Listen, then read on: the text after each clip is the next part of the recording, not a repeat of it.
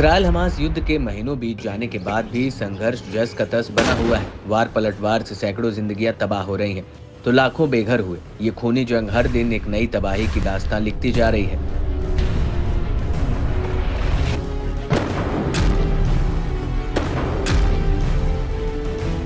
Israel Hamas युद्ध से ऐसा कोहराम मचा है कि इसकी जद में पूरा मिडिल ईस्ट आ गया है।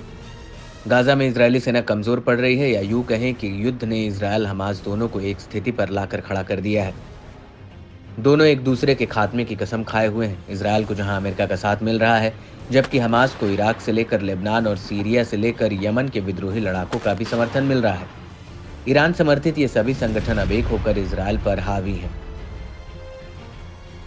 इराक के इस्लामिक प्रतिरोध ने घोषणा की कि उसके लड़ाकों ने ड्रोन का इस्तेमाल कर दक्षिणी कब्जे वाले फिलिस्तीन में एलेट शहर में एक महत्वपूर्ण लक्ष्य पर हमला किया।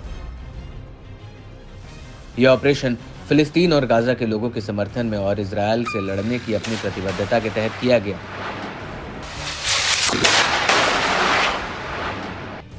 प्रतिरोध ने इजरायल के गढ़ों पर हमला जारी रखने की कसम भी खाई है।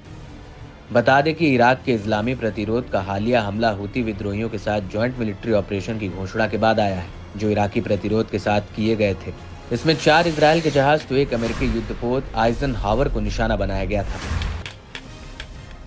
ونفذت القوة الصاروخية في قواتنا المسلحة عملية استهداف لحاملة الطائرات الأمريكية ايزنهاور شمالي البحر الأحمر، وذلك بعدد من الصواريخ البالستية والمجنحة، وقد حققت العملية أهدافها بنجاح بفضل الله। इस्लामिक प्रतिरोध एक दूसरे सैन्य अभियान में भूमध्य सागर में हाइफा के कब्जे वाले बंदरगाह के रास्ते में शॉर्ट हॉर्न एक्सप्रेस जहाज को निशाना बनाया था। दोनों ऑपरेशन को अंजाम देने के लिए हमलावर ड्रोन का इस्तेमाल किया गया था। प्रतिरोध ने दावा किया कि टारगेट पर सीधे और सटीक हमले किए गए। यमन आर्म्ड फोर्स ने दावा किया कि वे फिलिस्तीनी लोगों के समर्थन और जीत में इराकी प्रतिरोध के साथ सहयोग करना और ज्वाइंट मिलिट्री ऑपरेशन को चलाना जारी रखेंगे।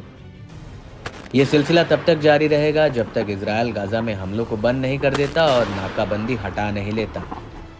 إن القوات المسلحة اليمنية بعون الله تعالى ستواصل تنفيذ عملياتها العسكرية إسنادا وانتصارا للشعب الفلسطيني حتى وقف العدوان ورفع الحصار عن الشعب الفلسطيني في قطاع غزة।